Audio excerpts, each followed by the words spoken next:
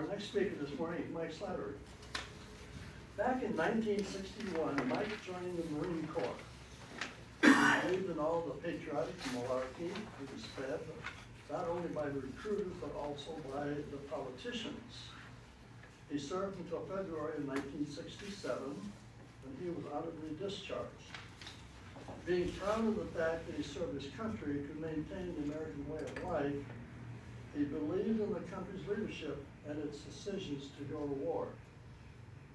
Mike believed all the politicians' rhetoric until he heard a speech 2 weeks ago given in the early 1930s by Marine Corps Major General Smedley D. Butler, two-time Medal of Honor recipient and one of the most decorated Marines in the history of the Corps. This morning, Mike will be giving a reading speech on a portion of this speech as spoken by General Butler, because he does not want any interpretation done on his part. The speech is for 8 to 10 minutes, entitled War is a Racket. Please welcome with me our speaker this morning, Mike Slattery. War is a Racket.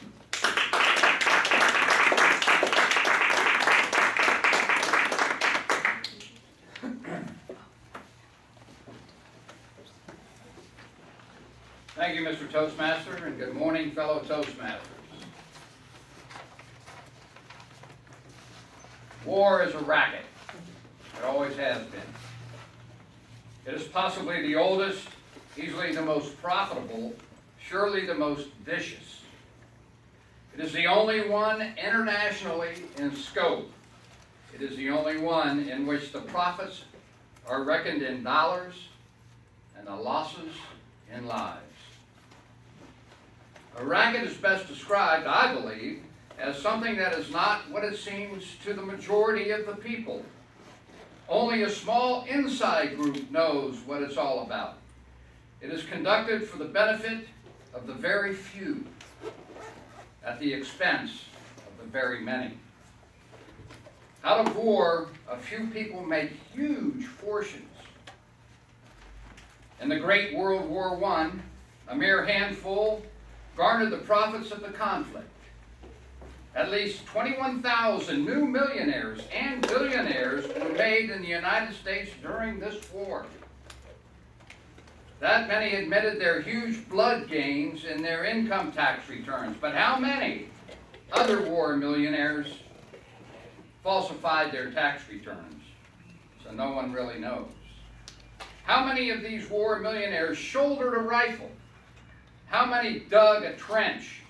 How many of them knew what it meant to go hungry in a rat-infested dugout?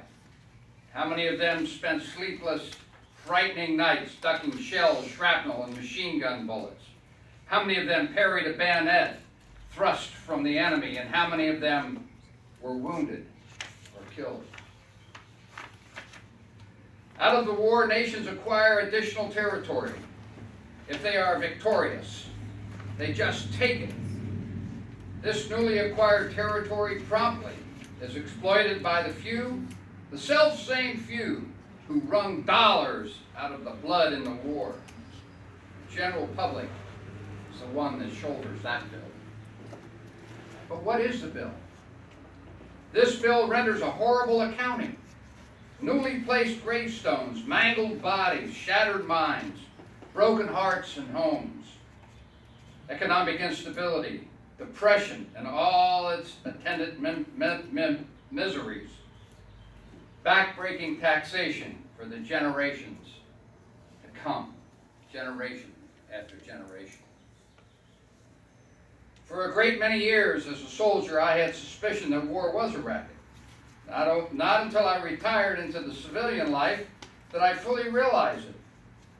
Now that I see the international war clouds gathering as they are today, I must face it and I must speak out. Again, they are choosing sides. France and Russia met and agreed to stand side by side. Italy and Austria hurried to make a similar agreement. Poland and Germany cast sheep eyes at each other, forgetting for the nonce one unique occasion. their dispute over the Polish corridor. The assassination of King Alexander of Yugoslavia complicated matters. Yugoslavia and Hungary, long bitter enemies, were almost at each other's throats. Italy was ready to jump in, but France was waiting. So was Czechoslovakia. All of them are looking ahead to war. Not the people, not those who fight and pay and die, only those who foment wars and remain safely at home to reap the profits. There are 40 million men under arms in the world today, and our statesmen and diplomats have the tenacity to say that war is not in the making. Hell's bells. Are these 40 million men being trained to be dancers? Not in Italy, to be sure. Premier Mussolini knows what they are, and he knows what they're being trained for. He at least is frank enough to speak out. Only the other day, El Duce, in International Conciliation, the publication of the Carnegie Endowment for International Peace, said, quote, "And above all, fascism, the more it considers and observes the future and the development of humanity, quite apart from the political considerations of the moment, believes neither in the possibility nor the utility of perpetual peace. War alone brings up to the highest tensions all human energy and puts the stamp of nobility upon the people who have the courage to meet it." Undoubtedly, Mussolini means exactly what he says. His well-trained army, his great fleet of planes, and even his navy are ready for war, anxiously for it. Apparently, his recent stand on the side of Hungary in the latter's dispute with Yugoslavia showed that. And the hurried mobilization of his troops on the Austrian border after the assassination of Dollfuss showed it also. There are others in Europe to whose saber-rattling presages war sooner or later. Herr Hitler, with his remaining rearming of Germany and his constant demands for more and more arms, isn't equal to the greater menace to peace.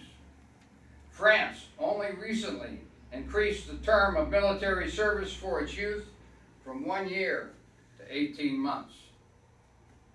Yes, all over, nations are camping in their arms. The mad dogs of Europe are on the loose. In the Orient, the maneuvering is more adroit. Back in 1904, when Russia and Japan fought, we kicked out our old friends, the Russians, and backed Japan.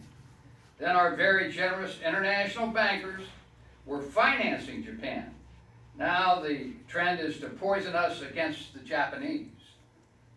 What does the open door policy to China mean to us?